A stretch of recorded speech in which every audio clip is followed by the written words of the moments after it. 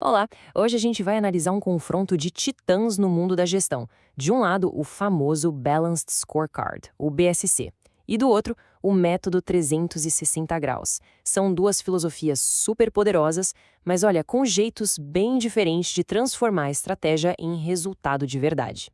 Bom, vamos pensar nisso. Todo líder já passou por essa situação. Como é que a gente conecta aquelas ideias brilhantes do planejamento estratégico com o impacto no caixa, lá no fim do mês? É justamente para resolver esse dilema que esses dois modelos nasceram. E aqui está o nosso roteiro para hoje. A gente vai começar apresentando os dois competidores, depois vamos ver onde eles concordam, onde a coisa muda completamente, como eles funcionam na prática e, claro, no final a gente chega ao veredito. Então vamos lá, começando oficialmente o primeiro round, apresentando os nossos desafiantes, ambos prontos para mostrar como conectar estratégia com resultados que a gente pode ver e medir. De um lado, a gente tem o Balanced Scorecard, que é o campeão em monitorar a estratégia de uma forma equilibrada olhando para tudo. Do outro, o método 360 graus, que é o mestre em validar financeiramente cada passo e integrar a empresa inteira como se fosse um único sistema. E antes de mais nada, um aviso super importante aqui. O método de gestão 360 graus que a gente está falando não tem absolutamente nada a ver com aquela ferramenta de avaliação de desempenho do RH, tá legal? São coisas completamente diferentes. Esquece uma quando a gente estiver falando da outra. Agora, vamos dar uma olhada no terreno comum. Antes da gente mergulhar nas diferenças, é muito importante entender que essas duas metodologias, no fundo, têm um DNA bem parecido nos seus objetivos principais. Sabe, ambos rejeitam aquela visão de curto prazo, de focar só no lucro imediato. O objetivo aqui é criar valor que se sustenta, olhando a empresa como um todo, transformando a estratégia em ações concretas e, o mais importante, alinhando todo mundo na mesma direção. Ambos partem da lógica de que uma coisa leva a outra. E é aqui que a conversa fica realmente boa. É exatamente neste ponto que os caminhos se separam. De um lado, a medição de desempenho do BSC, do outro, a validação financeira super rigorosa do 360. Esse é o coração da nossa análise.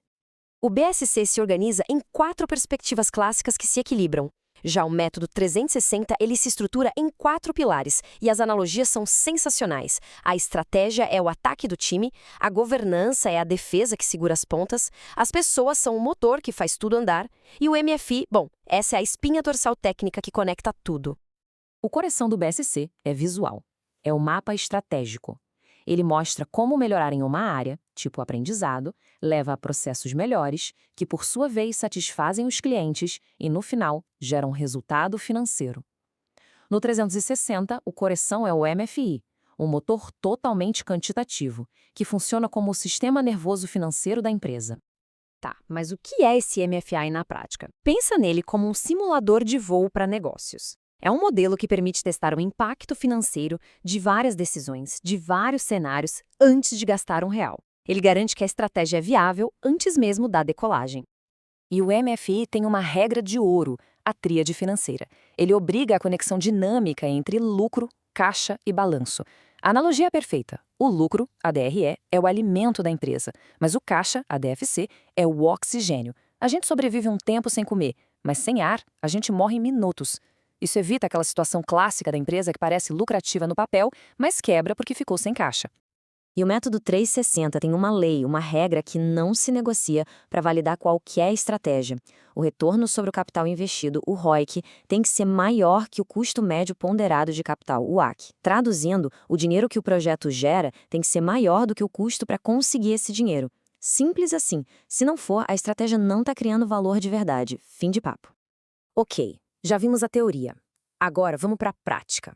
Como é que esses dois modelos se saem em cenários reais de negócios? O BSC simplesmente brilha como uma ferramenta de monitoramento e principalmente de alinhamento.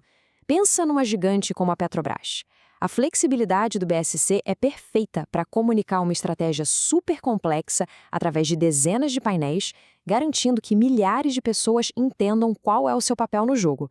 A grande força dele é essa: traduzir metas gigantes em objetivos claros que todo mundo entende. E o método 360? Bom, ele entra em campo quando a disciplina financeira não é só uma boa ideia, é uma questão de sobrevivência. Imagine uma empresa que cresce rápido, mas é um caos por dentro. O problema não é falta de estratégia, é falta de conexão com a realidade financeira. A abordagem de 90 dias começa com um diagnóstico direto ao ponto, usando o MFI. A empresa está dando lucro, mas está queimando caixa? A partir daí, o simulador de voo entra em ação para forçar decisões baseadas em dados, garantindo que o crescimento crie valor de verdade. E então, chegamos ao nosso veredito. E a conclusão aqui não é sobre qual método é o melhor de forma absoluta. A questão é, qual é a ferramenta certa para o trabalho certo? A escolha depende totalmente do problema que precisa ser resolvido. Essa tabela aqui resume a divisão de uma forma muito clara. O foco do BSC é a medição balanceada. É um mapa para garantir que a estratégia está sendo executada. Já o 360 foca na validação financeira. É um sistema para provar que a estratégia gera valor. O BSC é flexível nas finanças. O 360 impõe o rigor da tríade. No BSC, o sucesso é medido por vários indicadores. No 360, o teste final é aquela regra de ouro. ROIC tem que ser maior que o WACC. E a governança, que é implícita no BSC, vira um pilar de defesa explícito no 360. E essa citação, olha, ela resume tudo de forma brilhante. O BSC é uma estrutura, um framework para medir a estratégia. O método 360 é um sistema completo, onde a validação financeira rigorosa é o centro nervoso que comanda todo o resto. E para fechar, fica aqui uma provocação para a gente pensar.